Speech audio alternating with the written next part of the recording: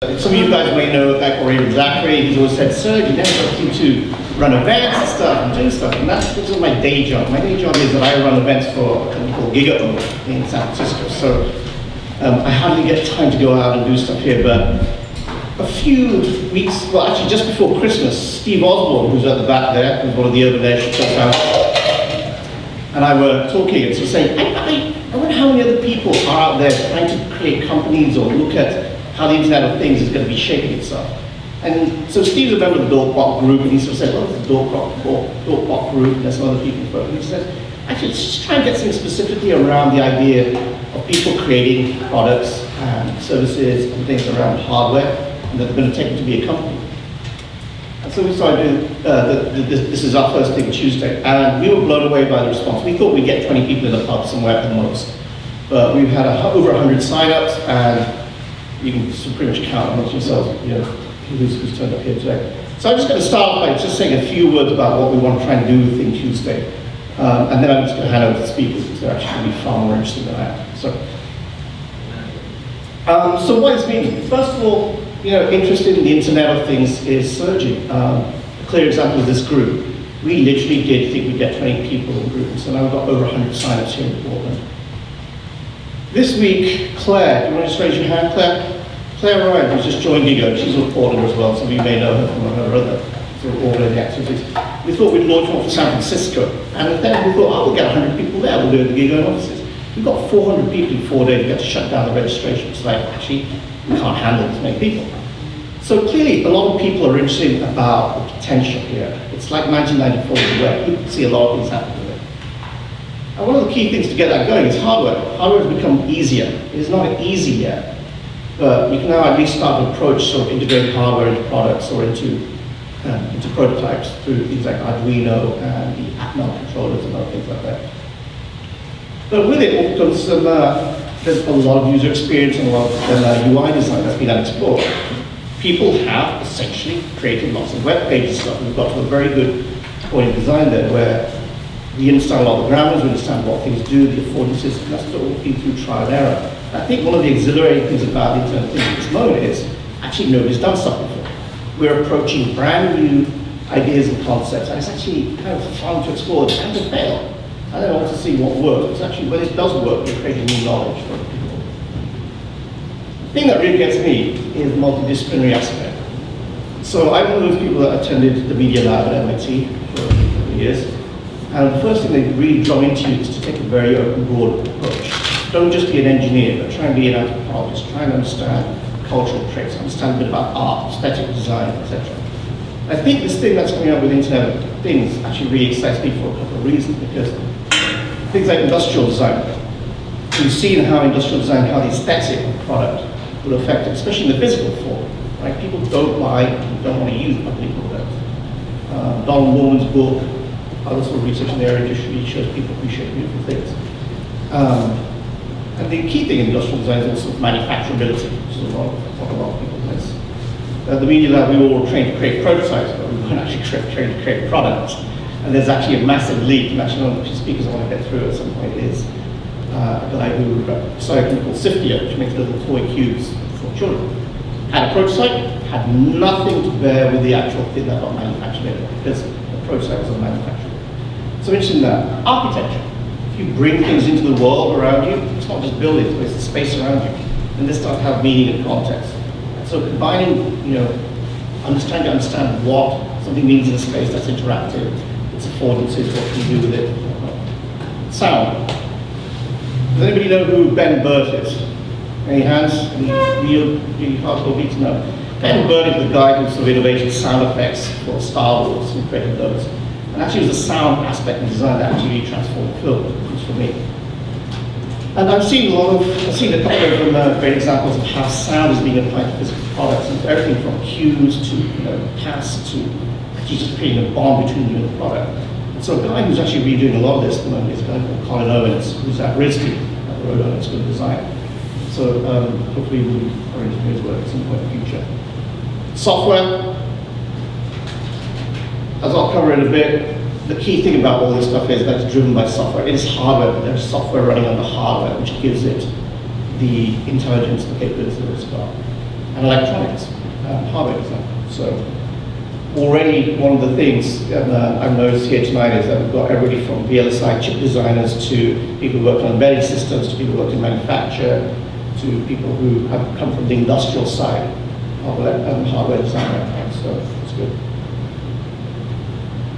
And the final two things is this, is there's just a massive enthusiasm. It's a good thing to get people together so they can talk amongst themselves, find resources, help each other, and actually start to actuate things between themselves. And the thing is to, basically there's a need to learn. I don't know all the answers, Stephen doesn't. And we thought by getting a few more people in the pub together we'd learn, but now we've got at least 80 people here who have got some skills or bring something to it, or at least can ask questions that will lead to bringing more knowledge around. So what we're going to see happen? Well, first of all, this is not a dictatorship or a committee of one or two between me and Stephen. It's a group. The idea is we want to try and actualize and bring together things that help you guys move forward with your ideas, your plans, or your learning. We'd love to see new ideas created and shared in this group, and to help support people to get those out there. Key is sharing learning. I'd love to tap into some of the speakers I just met, or some of the people I just met earlier, who will hopefully I'll get to speak later on about how do you go to manufacture? What do you need to think about when you manufacture something?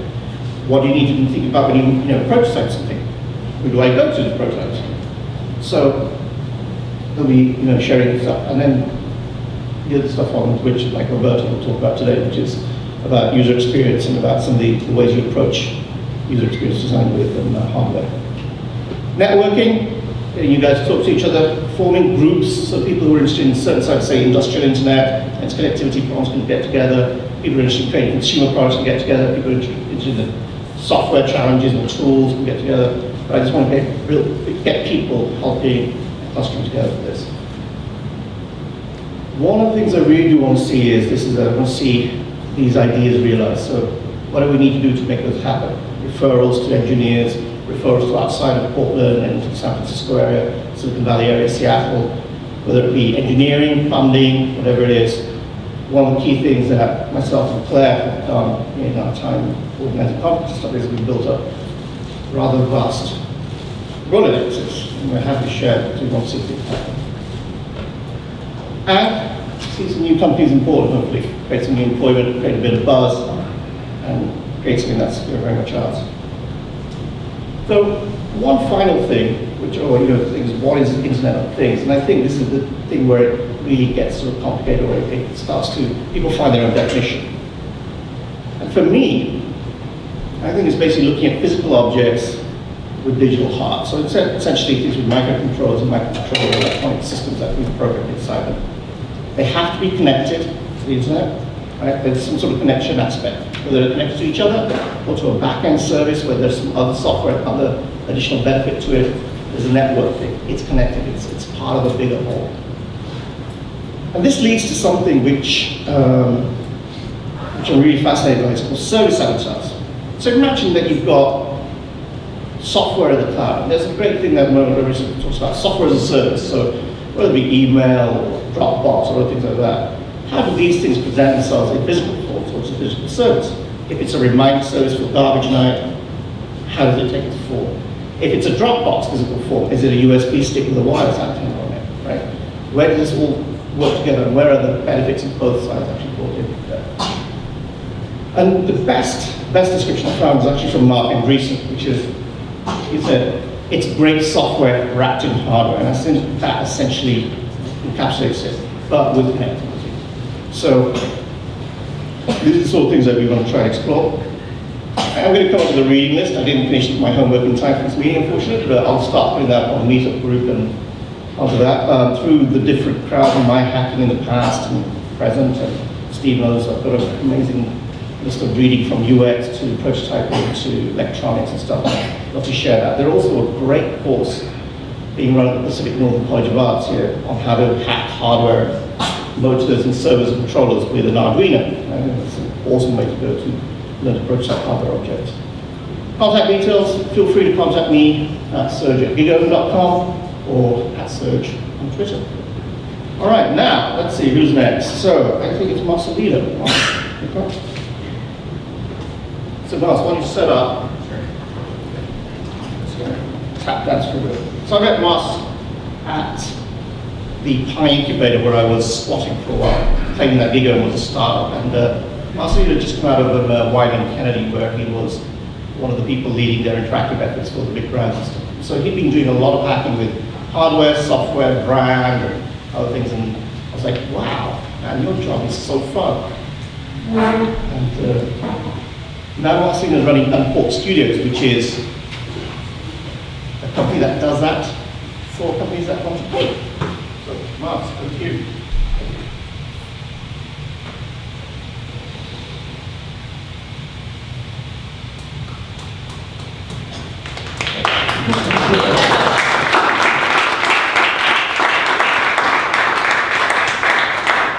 So I'm sorry we haven't got a sponsor. Really, it's a bit of the cobbler's shoes tonight because usually we run big events with sponsors and stuff like that. But in some small kind of way, I'm going to give a plug to Shashi J, who runs Startup Weekend here in Portland. Shashi, your setup.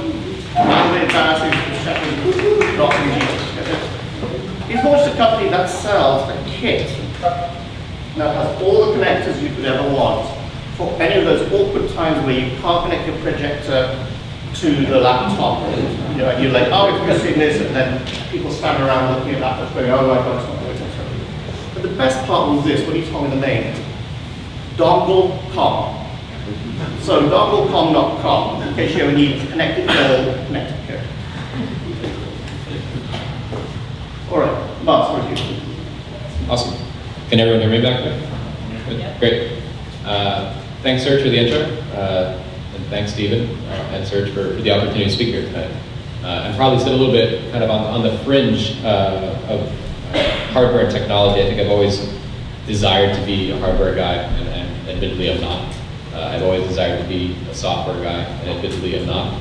I was a former ad guy, and I now run a software development company called Unport Studios, so I got there somehow.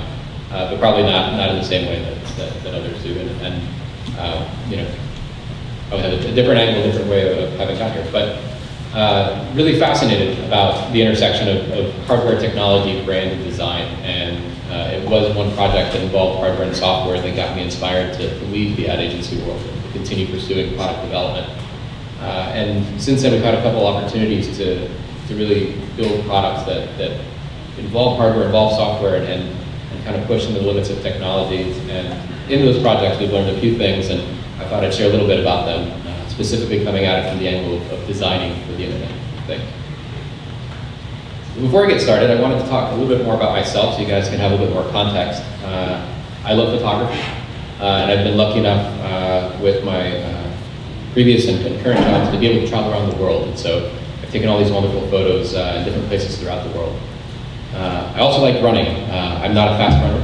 If there's any real runners in this room, you can probably see really quickly that I'm really slow. But I enjoy running, and there's this amount of data that I've accumulated over the last few years of just burning calories. Now, I've burned 88,000 calories, but I assure you I've probably eaten twice as many. Maybe 3 times as much.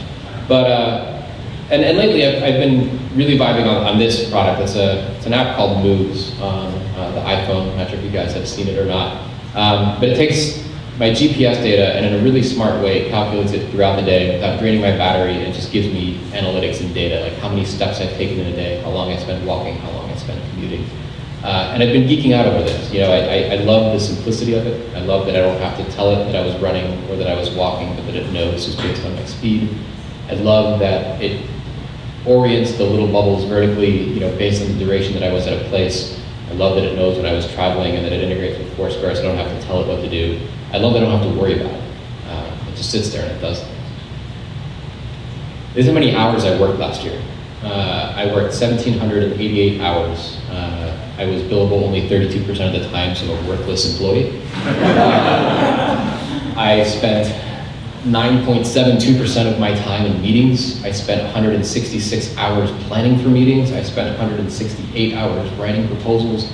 I spent 156 hours trying to determine whether or not something was worth writing a proposal. And between client meetings and other meetings, I spent nearly 300 hours, which alone was more than I actually did any work. That's scary. I love it. I geek out. This is my house.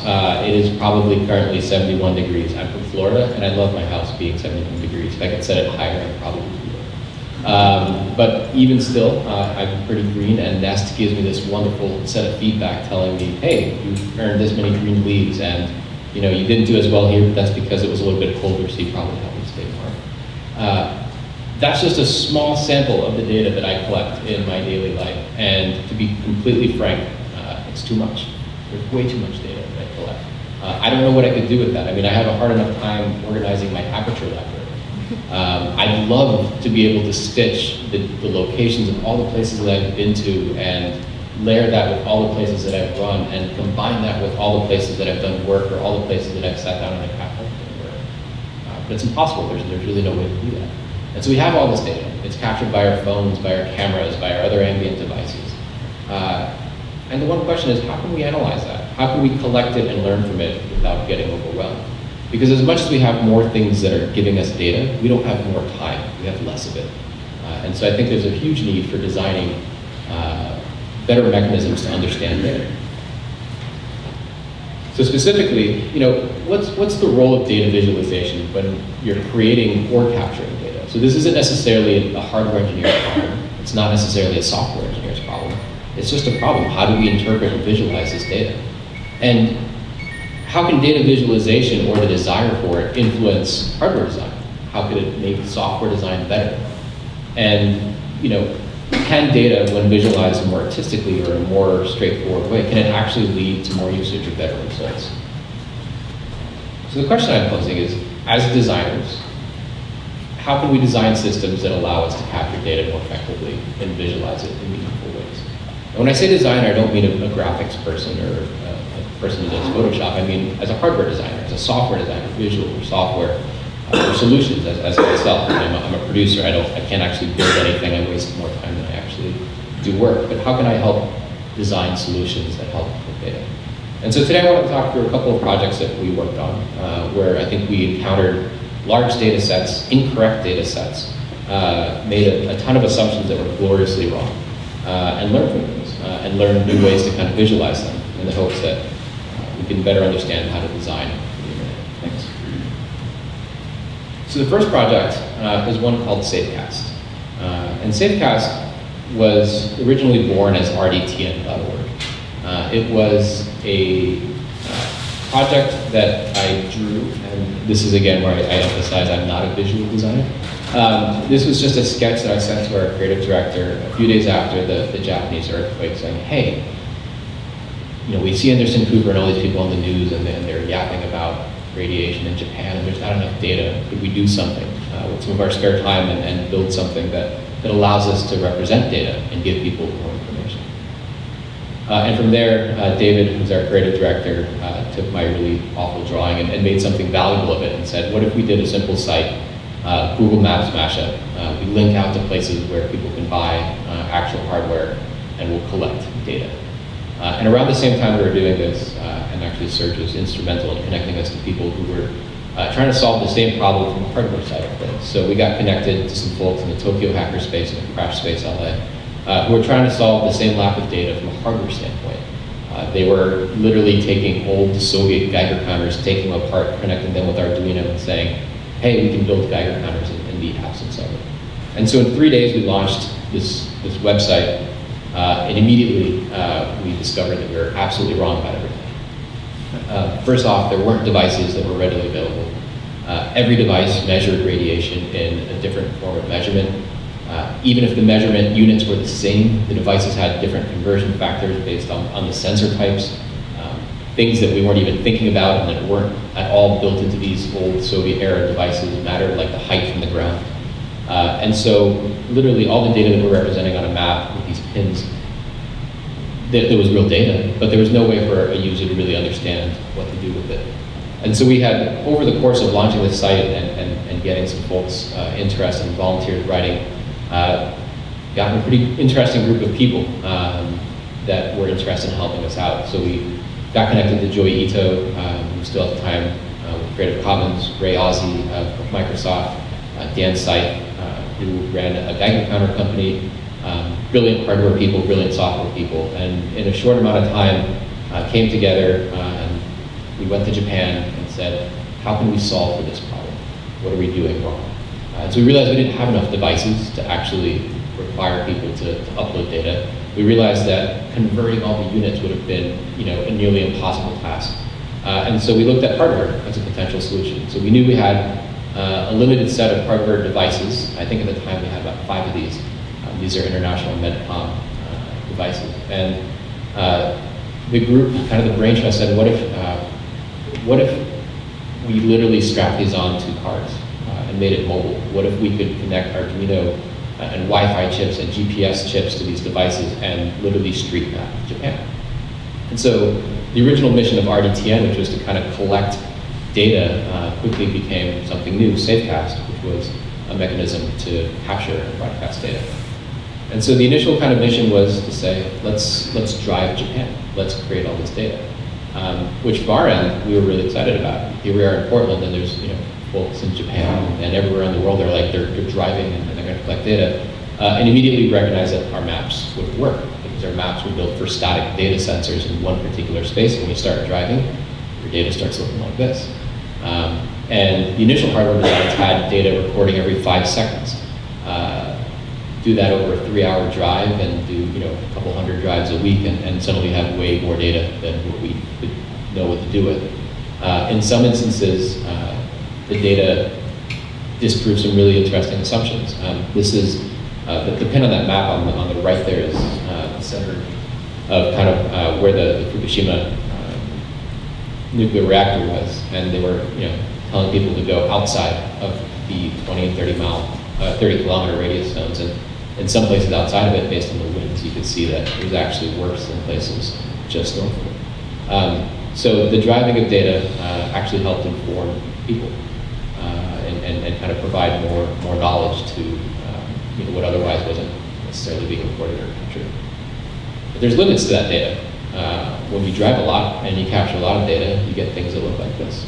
And this is really great if you're looking for a pure representation of data to understand where people have been and where they haven't been. This isn't as useful if you need to know whether or not it's safe to go to a particular place. And so over the course of the project, various contributors came through and took the data, which was all available in their open source, Creative Commons licensing, and tried to visualize it in different ways. Could we interpolate data? Could we find ways to at different zoom levels, provide kind of a snapshot of it. And this is kind of where it ended up netting out. This is probably around the, you guys can see that there. Probably around the time that we stopped working on the project, but it got to a point where all the data was interpolated. You could see things at different zoom levels. But the mission of creating sensor devices and sensor networks continued. So Bunny Huang, who was the founder of Chumby and kind of a famous Xbox hacker, designed the next generation of Geiger counters. One of the really kind of tragic things about Geiger counters is that they're only improved after a nuclear crisis. So at the time of Fukushima, the latest technology was really from Chernobyl. From Chernobyl, we're looking at 3 Mile Island. So in the midst of a crisis, there's certainly opportunities for innovation, and these devices should be hitting market sometime this year. The Safecast team continues to work on the project. They have an API that's available, so if anyone's interested in either contributing to the project or geeking out on the data, visualizing it, go to safecast.org. Kind of see there we have that.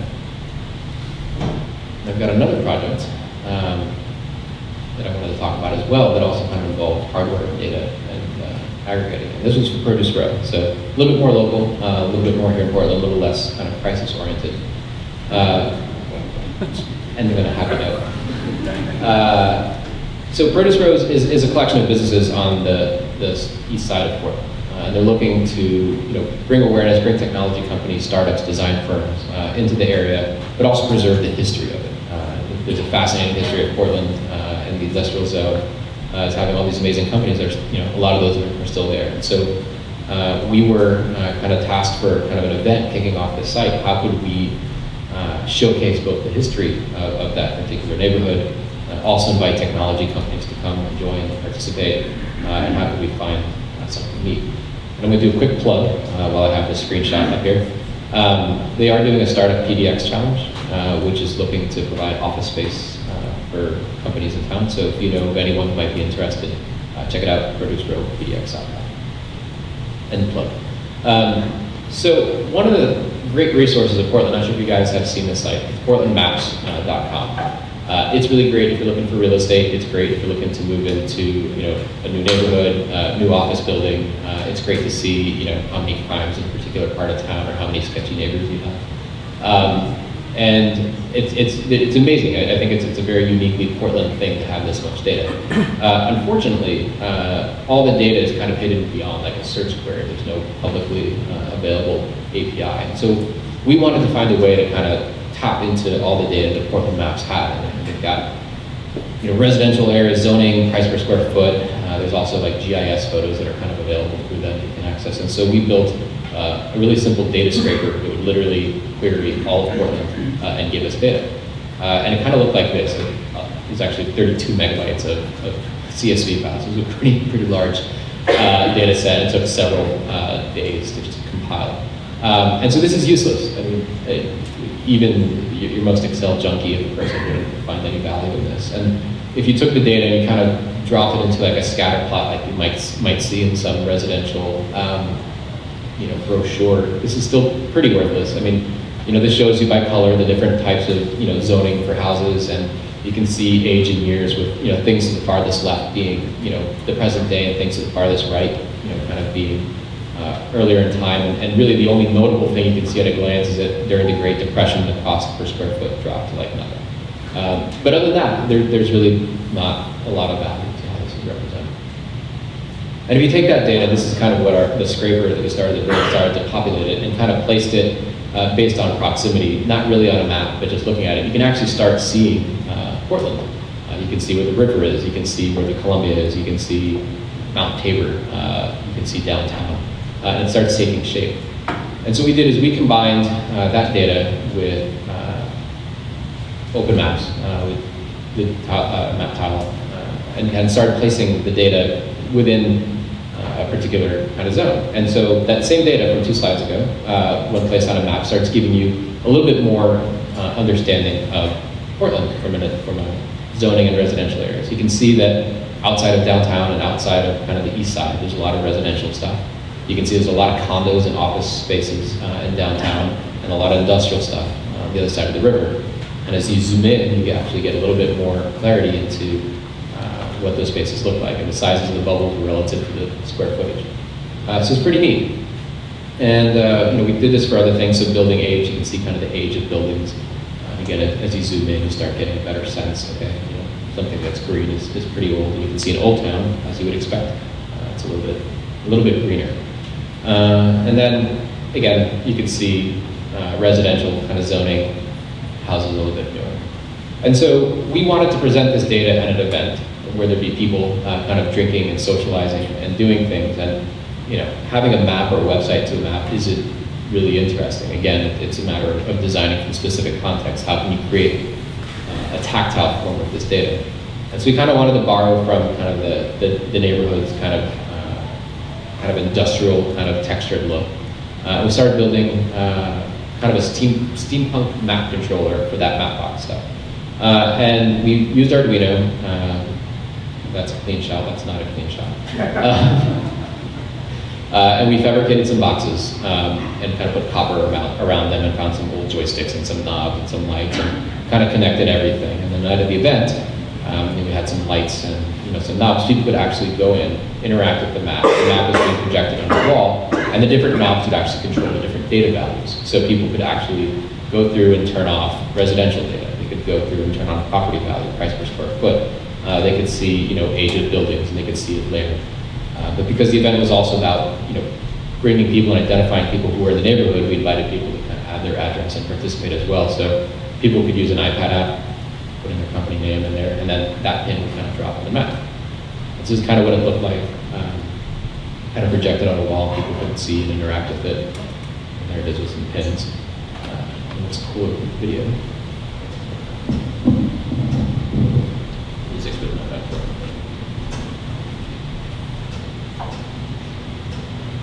You guys can see that again.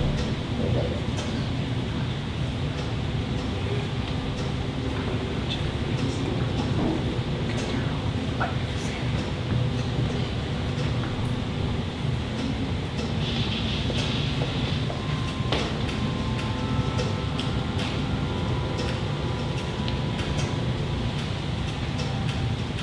Thank you.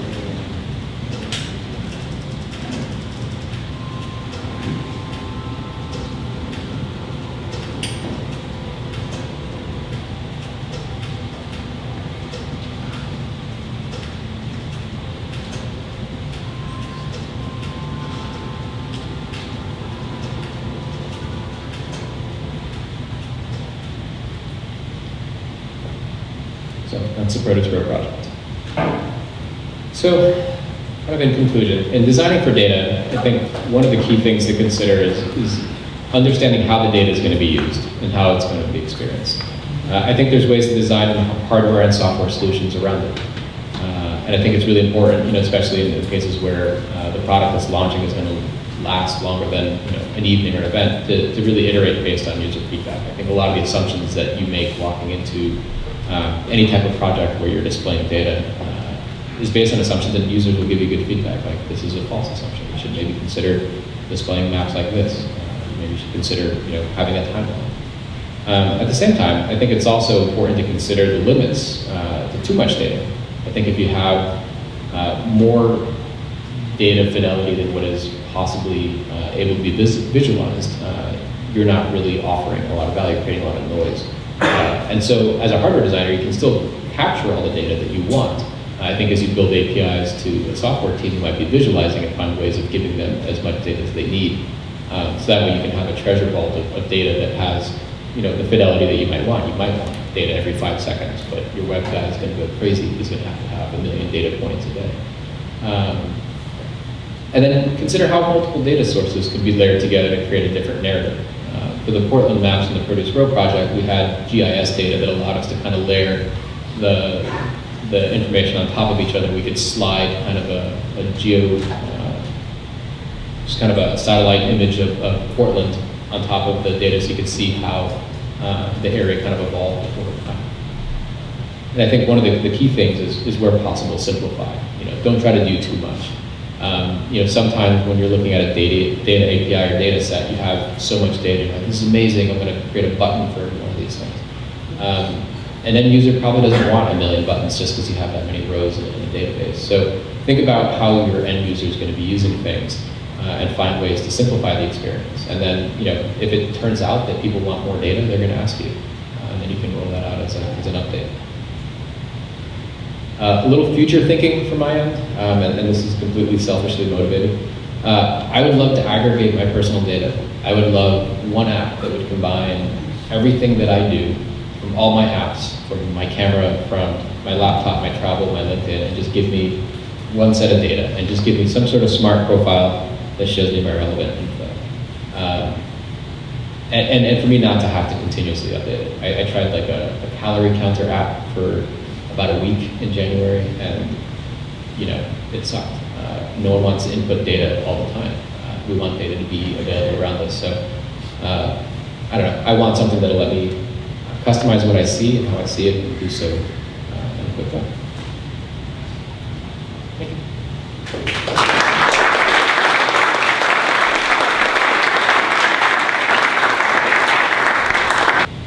Hello? Okay. I'm just excited to see everybody here. I don't really want to talk, I really want to just talk about this group and really about Portland. I don't know if any of you know me, but I'm not from Portland, but I fell in love the first time I was here.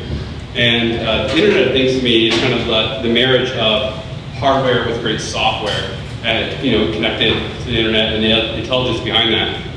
And I'm really excited about this because I think Portland is a place where the Internet of Things is going to be built. There's a lot of great software companies here. Raise your hand if your company's hiring right now.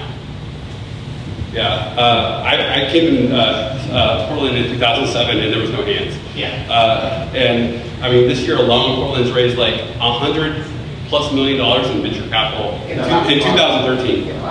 Incredible growth. It's a great time to be in Portland, and I think the Internet of Things is kind of with that marriage of hardware and software. When you have companies like Intel and ON Semiconductor and Maxim, like you have the semiconductor companies and the hardware companies, and you have like the Dorfbach Group, which is like I encourage you all to show up at the Dork Pod. It's a lot more casual, like a lot more drinking beer, but like go talk to Ward Cunningham, inventor of the wiki, and he'll show you like him hacking on the wiki on Raspberry Pi. I really think this group is kind of the start of that. Getting people together to talk about these things. And I'm really excited to see companies popping up. I'm actually, so caveat, I'm building a company in the Internet of Things space. I'm not going to bore you too much about that tonight, but and Serge is signaling for me to talk to you about the airship, or the airplane. It's just something I built for my kids because I build things, but yeah, it's a lot of fun last Friday. So. This is actually my second day of unemployment. This is the Urban Airship. We started this about 3.5 years ago. There's 4 of us, and hired 19 employees this month in February. So it's a pretty exciting time. I mean, for all companies in Portland. But so I hope to see more people building kind of Internet of Things companies, and I want to hear about you guys' stories and what you're building in days to come. Roberto. Yeah, use Roberto. So I worked with Roberto at a place called Orange Engineering back in Boston. When I graduated immediately, I was like, yeah, I'm going to stick around for a couple of years in Boston, use my visa for a bit. And so I worked for a guy called Rich Miner, who then became one of the people I found in Android. But one of the people I really bonded with and connected with was Roberto, who was working for Motorola at the time as an industrial designer, and he had this sort of really refreshing approach to designing services and objects, and combining the service with the actual form of the object as well. I was like, wow, I don't know this guy. So I stalked him all the way to Portland, of course, when he got a job in Nike, and Roberto worked on the original Nike Plus team with the shoes and stuff. And since Nike, he's been running his own consultancy called Vizair, which just got bought by Jawbone last month, so congratulations on that. And Roberto also worked on the TikTok Luna with Scott Wilson, which was the first sort of $1 million Kickstarter project, I think, which did the bracelet for the iPod Nano. And I just hope you don't lose San Francisco, dude. You've got to stick around anyway. So I'm going to hand over Roberto, and thank you. Yeah. Thanks, Serge. Thanks for willing to be here. Yeah. Thanks to all of you tonight. Yeah.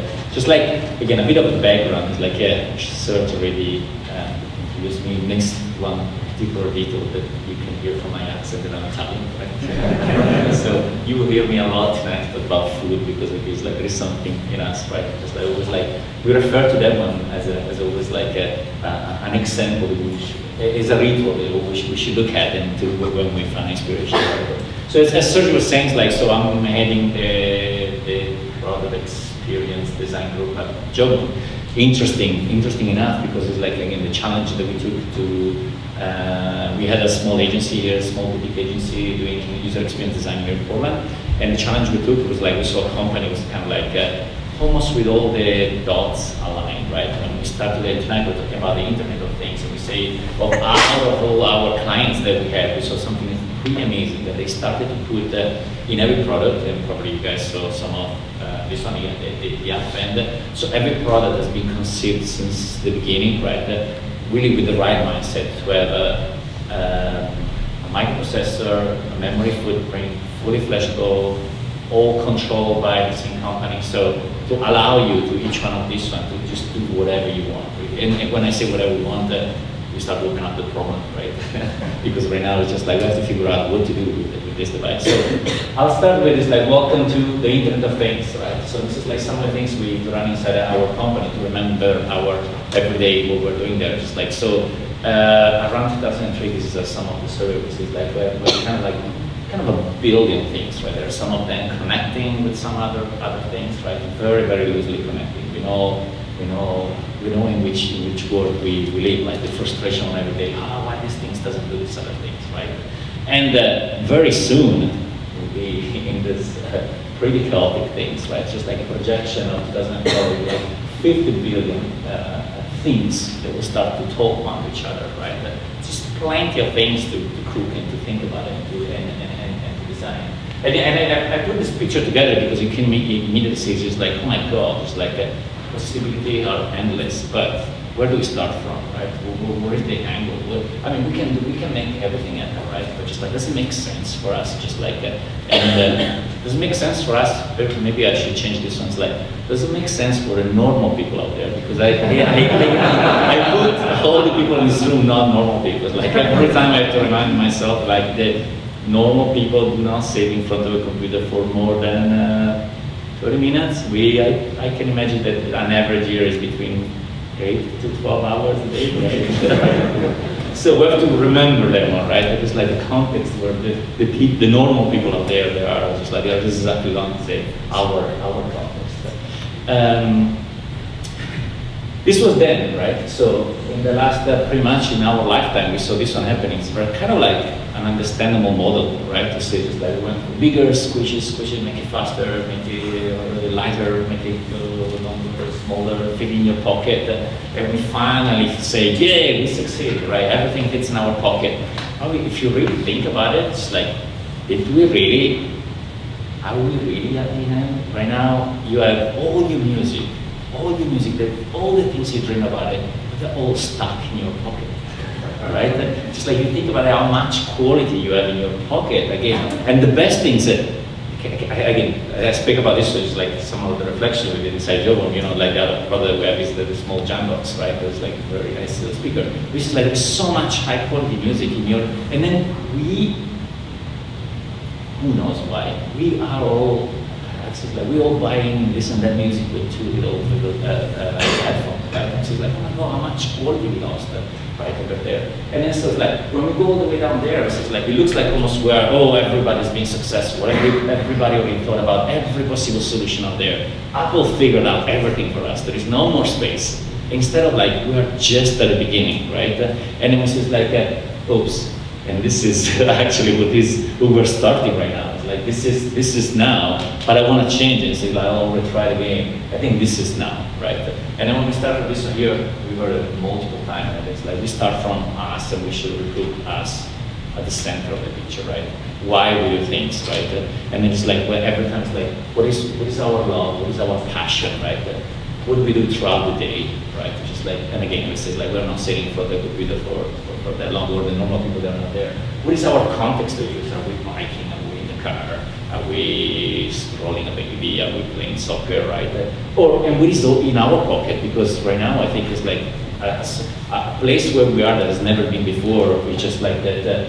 We have plenty of devices right now, and then there are some of them smarter, some of them less smarter, right? So in some way, I wanted to bring a bit of like some of the principle. When I think about like this, like I don't even call it like design principle, really like a experience principle. When we think about the people, right? And it's like what helped me throughout this journey from company to company, always on the border of the innovation, right? And rethinking the market. What always helped me out to understand, like, what is the right thing to do, right? Or what are the principles that guides me every single day to take a decision? Is the right things, is not the right things, right?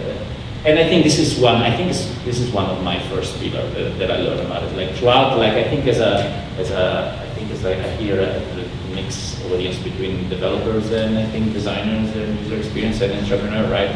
We're always being taught like take one thing and hammer on that one, right? But this is really, really important. But especially in this Internet of Things, when things start to connect with other things and everything, and then here I bring my first analogy with the Italian restaurant, right? With the restaurant, also I give by. I think everybody here agrees that Italian is the best food ever, right?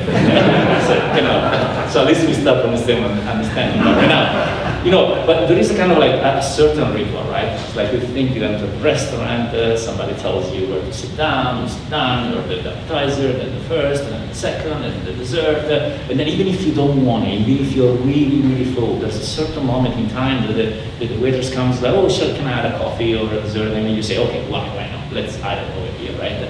So when I think about this here, I think about it like, I was thinking driving over here, was just like, oh, it's kind of interesting, right? I wish I was the first day they opened the first restaurant. How chaotic was the process, right? How they didn't figure out how the people, what is this journey and everything. It's like, I don't know, I was trying to finalize, I didn't really come out one, but I was thinking maybe people was drawing, it was like led through the kitchen to see, oh, pick what do you want us to cook, right? We think about how many years they've been going through and refining the process. Right now we follow all of us, and we kind of expect that out there, right? So when I say crafting their journey is this one here, we are being always taught to, and I put this one as an example, right? This is like, could be like you're running things, right? Or whatever, tracking your food, or buying something, right? It's just like, we have to manually design everything about this activity, right? The moment that the user comes here, we were at Nike, I mean, I was right on board there when we tried. I mean, Nike was like, Nike Plus was 2005, and Nike tried from 2000 to 2005. I think some of you remember there was this, it was like a Philips MP3 player. It was around, made by Philips. Incredibly hard to put music on it, but just like the experience within, it was exactly what was Nike Plus, because you could listen your music was changing with your pace. A voiceover was telling you how far along you were going. Too bad it was taking like an hour to put some music on it, right? But that was it, right? And something that we learned when we look at this is like, oh, we were all focused on this one, and when we start to design the new Nike Plus with Apple, we start to say, okay, we have to design everything. We have to design much, much better inside here. And so think about, well, what if our user doesn't show up, right?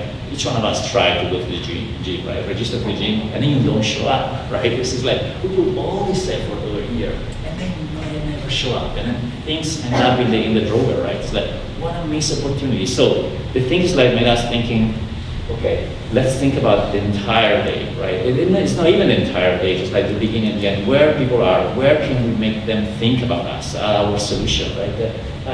And also start thinking about this, what I call like experience engine, right? There's a starting and end, but there's always a cycle that continuously repeat. And at every cycle, you have to grow with the user, right? We have to change, because we know we all get bored, right? We have the 30 days up, we play, and then we get bored until they change a little bit more, and then we go back, and we start to do other things, right? And actually, this is, and it looks like simple, but it was a big aha moment that we start to hold the idea of the services, right? That we start inventing. It's like, oh, we would like to, and this is like maybe today, looks like, oh, but it was 2005, Facebook was just at the beginning. We start thinking about like, oh, maybe a friend that tells you that I'm running a little bit longer than you, just make me think in the morning, okay, I'm gonna bring my shoes, I'm gonna go around, right? That makes you want to a little bit more. And then you think about it, even like from the Nike perspective, like the classical company wants to own the entire experience, right? We don't want to go anywhere else. Everyone has to come to Nike. It was the first time we started thinking, we were working with Marcelino, and it's like, oh, let's follow the user where they are. Let's go where they are. But they don't have to come where we are ourselves. But let's go and talk with them and let them talk with them. So in some way, again, this is like, it's kind of interesting, right? It's like you start to think about it. What are other connection points? Maybe it's not that you don't even own, right? It's a point where that you can be to make the people think about you and interact with your device, right? And ultimately, it's true, right? The more they interact with your brand, even if it's a fraction, even if you can think a second about you, it is the things that we want to do, right? Because we want to reopen the discussion. Of course, you go on the food, know what you're serving, right? I say it's like, but when we have all these things, when we start to think about the entire end-to-end experience, right? That we still have to have a perfect understanding of what is our specialty, right? What is our signature dish, right? Because at the end, just like, and I saw multiple times, and every day it happened, and Nike happened, and Jobon happened when we were with Microsoft, we always get distracted, right? And then we get distracted and we think that that little feature that is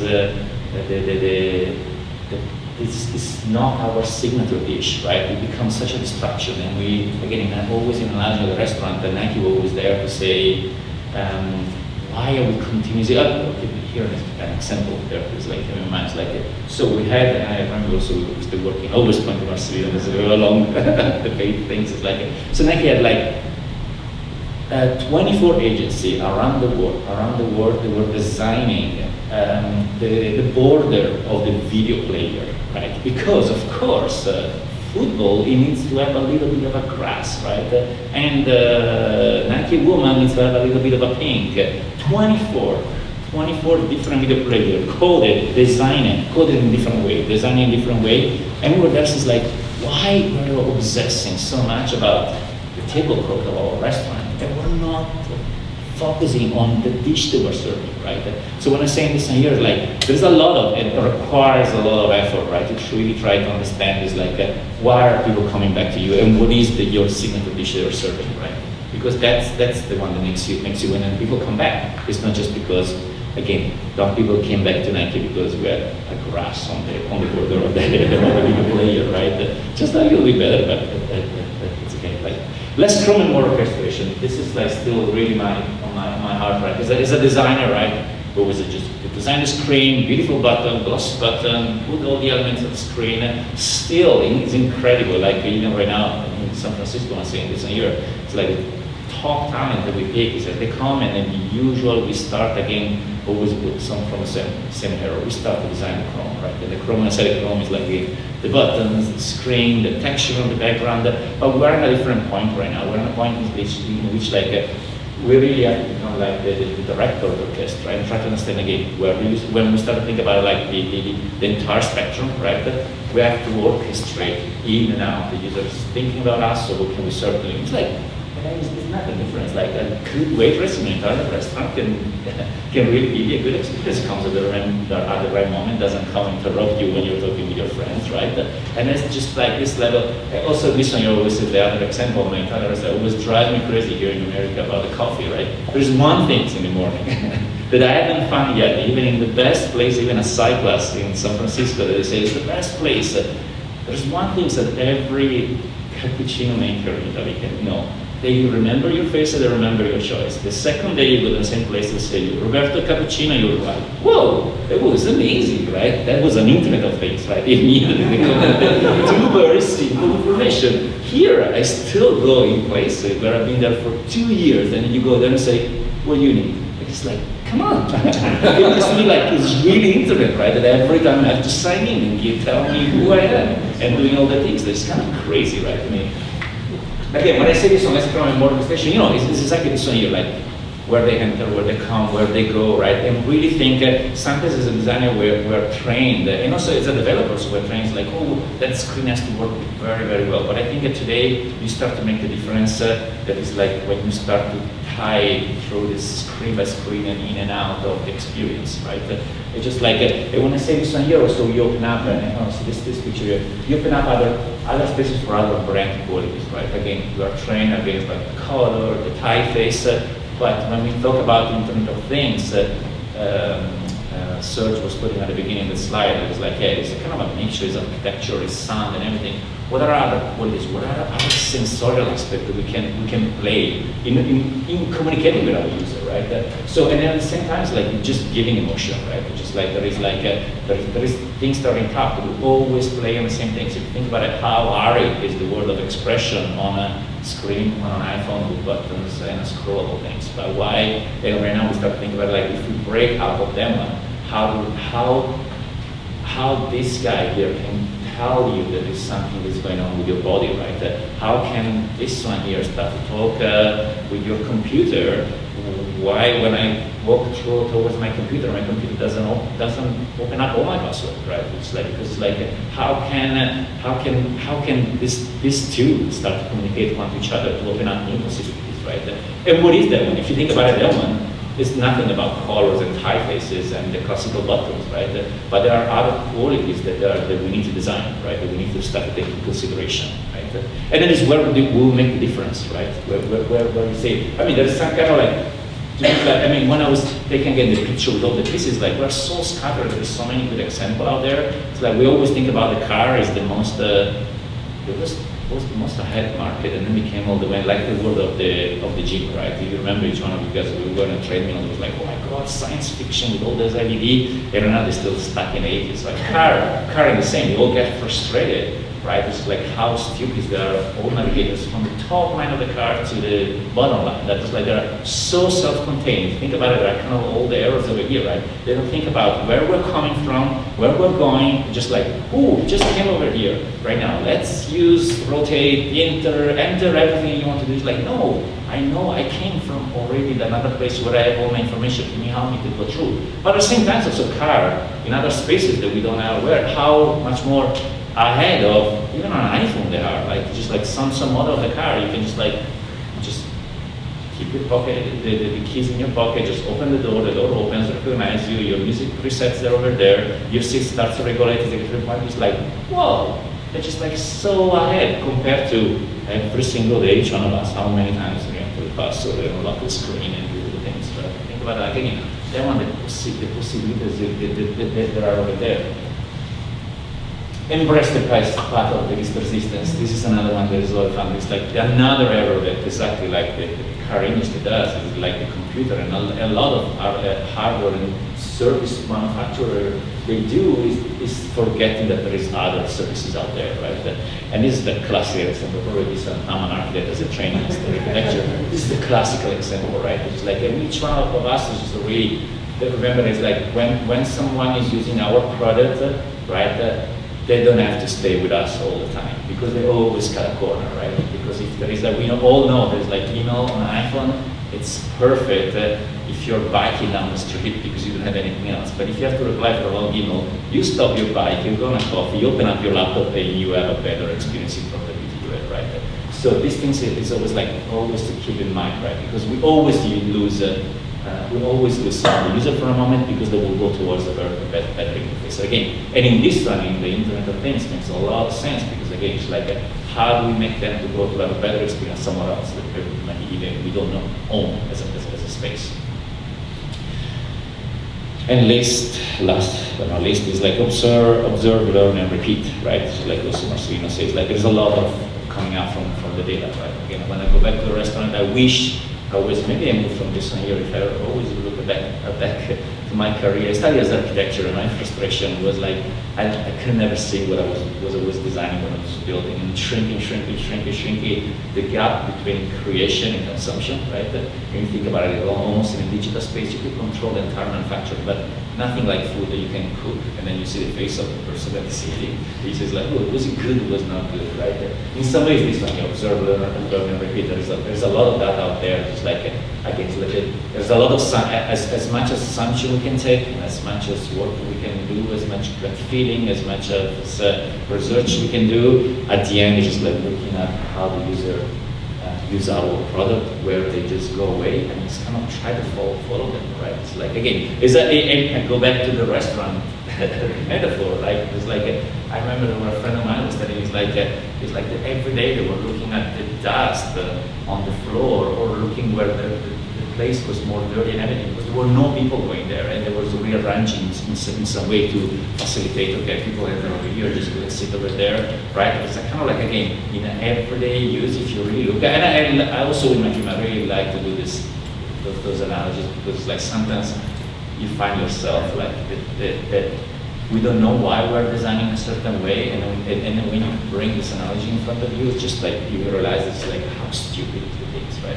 Think about again, at night you were doing all with this analysis about again with that and everything. It's like if you're going in a Nike store, you see, and it's just like Nike Digital, there's the most advanced people thinking with best ahead innovation. It's just like if I was entering a Nike store and I was buying a pair of shoes and I'm walking away, just happy and talk with a guy, just convince me to buy this pair of shoes, and just walk away, and I come back and I say, hey, I forgot something, and the guy says like, something about it. It's like, oh look, I have a new parachute to serve you, but this is exactly the one that I served you before, and I completely forgot about you. You will say, this place done, this person is stupid. If you think about it, it's exactly the same experience that you guys have every time you go to an e-commerce store. You enter on the web page, you see the same communication, you just buy the product, you come back, what does it say on the homepage? Buy this product. Like when you think about it, how much there is to improve, just looking at normal, everyday usage, right? About this behavior, we don't know why we're there, right? Just like it's something. And at the end, you know, I think if we do right our work, if we really look at the people out there, normal people, I think the people will say thank you, right? Yeah, and thank you for listening to me.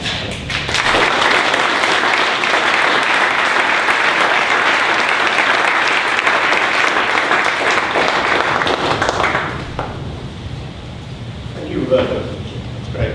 Actually, are there any questions for Roberto before he steps away? What did you updates? Some invested. Just good to see two sets of data, which one is better.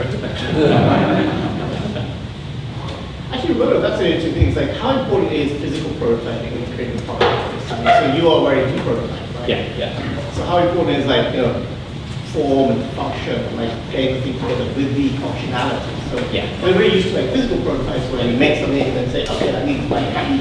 But what about the prototyping of the intelligence? A lot. I mean, that's a good question. It's like in a process, and it's the job with the entire, software and even developers, right? We have this really simulation. We kind of like try to have something I shouldn't say. But anyway, Okay. no. But like in the design of a new product, we always do the staging, right? It's like, oh, let's think about it that this is a night with friends, and we all want to play music. How will you turn on it? How will you turn on the devices, right?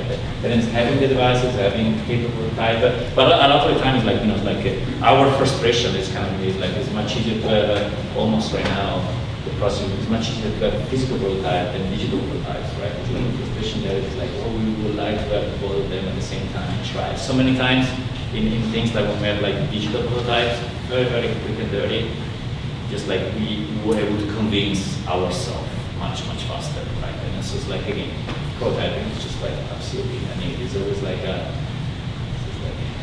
It's like the top thing. Yeah. I'll include some links to some papers and some books that come across the past.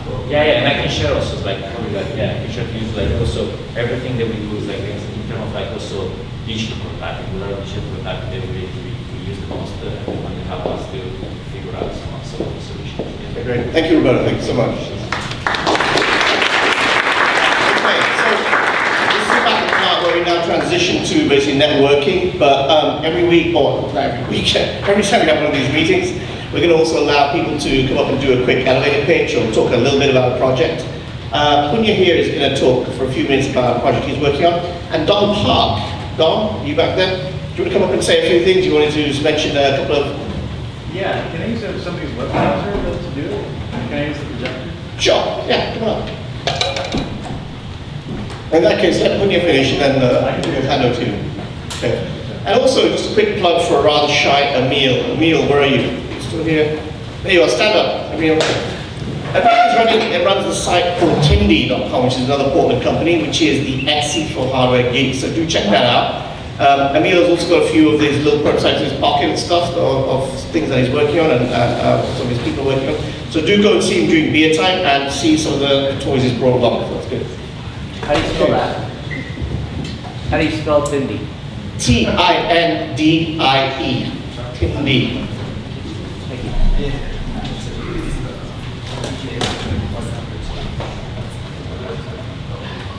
I think we need a dongle on here, don't we? Oh, that's the other one. Actually, why don't you just talk about it? Just do it. So, a little bit about myself. I'm Punya Jain. I'm the founder of a local company called Recipe. So, the backstory is that last year my grandmother fell and she was on the floor for 4.5 hours before anything was got to her. And she needed an easy way to contact my family or like basically me whenever she needed help. So, so she fell, she called over to where the phone was, but then she couldn't physically get up to get the phone. So what she needed was a device like LifeAlert, which is the one that is most readily comes to mind. But the problem with LifeAlert is that it goes to a call center, it goes to it costs about $60 a month, which most people can't afford who are at that age, and it also is very inconvenient because it only works in your home if you have a landline. So to combat this, I tried to create a human-to-human solution where it would go directly from the it would basically go directly from one human with press a button, and it would the phone would get routed to their friends and family. So what I started working on was a prototype to get this working, and the prototype worked basically on the first try. It simply worked. So we decided, why don't we prototype this? So what I have today, let me take this out. So we started off with this, which is a very crude prototype. But we started off with this, which makes a call, a simple call when you press a button, and it calls all your friends and family at once, so you can conference call with them. And then it also sends SMSs and emails to all of them, so it's basically an internet connected button, essentially. And then this prototype then evolved into this, which was our second prototype, which is super tiny, but not tiny enough.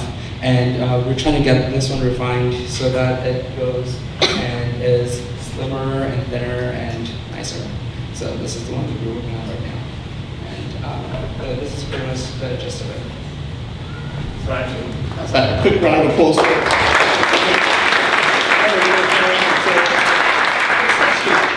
crammed a cell phone into a button that size, Yes. and the electronics. Yes. Yeah, and you work through the whole manufacturing, and you work through the back of it. So the entire prototyping, manufacturing, getting it to actually talk to the internet was pretty fun. Getting the antenna built was difficult because the commercial antenna is like $5 versus you can print one for 2 cents. So I designed my own and printed it. Cool. And also the back end is all in Twilio, right? It's all this sort of like cloud-based software that's making this go. So cool. It's great. Don, you ready? Yeah, just go.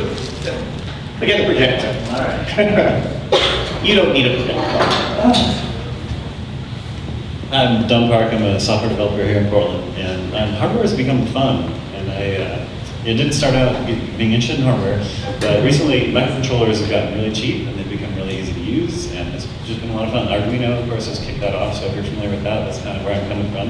And I started with Arduino and just kind of gone from there, and I wanted to share just a couple of references that you might not find that have to do with Portland businesses or organizations that help you experiment with the Internet of Things, right? And to me, that's about hardware. It's about tiny hardware and it's about cheap hardware. So the first project that I want to mention is Teensy, T-E-E-N-S-Y. It's an Oregon microcontroller project, and in my opinion, it's a better Arduino than whatever Arduinos you can buy now because they're cheap and are available. There's another tiny hardware project I want to mention called the DigiSpark, and they have just had a successful Kickstarter. But I don't think they're selling right now. I think they're still like trying to backfill the orders from the Kickstarter. So they're going to be selling items soon, so that's exciting. I don't buy. You got really good. Great. So that's what you can do to get started, right? You want to get your hands dirty, you want to solder things. Start with those because they're cheap and they're general purpose. Like the first one was like $19, and the other one's like $11. That's good. Start, that's cheap. And then say you're really into it and you can buy stuff, and that's cool, and you can put things together, but you want to build your own boards, right? It's all kind of the PC boards. How do you do that? Portland has a solution for that too. The Dorkbot group, which is an amazing Portland electronics organization, meets every second Monday, started doing people have these CAD designs, they want to print them, and there are kind of one-off services to do that, but it started happening every week. So one of the members just did their own, and they did a really good job with it. And so there's a software called Eagle, right? And it's CAD software, so you can design circuit boards simply like point and click, and it's free to use. And then there's a site called OSH Park, OshPark. And you take your Eagle file and you push it into OshPark, and it'll say, okay, well, we can do 3 of these for $5. And it'll print it for you, and it'll mail it to you, and so you can just have lots of fun with the actual hardware. If what you want doesn't exist, it's a great way to do that. So then you might say, well, Don, I don't have a place to play with this stuff or to solder stuff.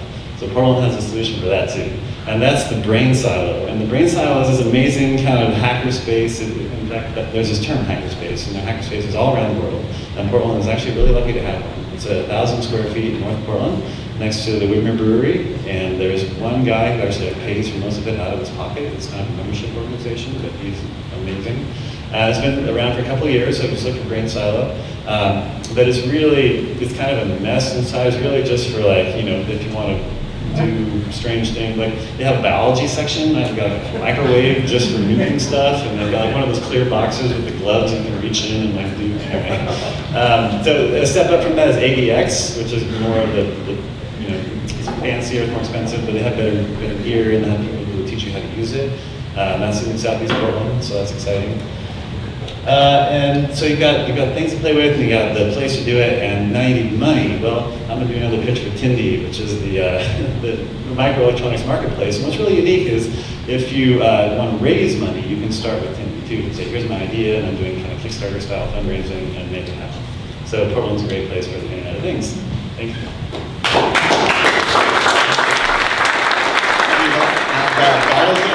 I'm sure next time I'll be back in prototyping in Portland, so that's great. Okay guys, thank you so much for coming up here. We're going to sort of hang around, we've got the space for another hour or so. Please do connect. The key thing here is to find somebody you don't know, talk to them, understand what they're doing and what they can bring to you and what they're doing. And if you want, start off by introducing yourself to the person on the left and the right, and connect there. There's still beer in the corner, there's water over there if you need it as well. And then afterwards, as soon as you get thrown out, we'll adjourn to the concert. Thank you so much, guys.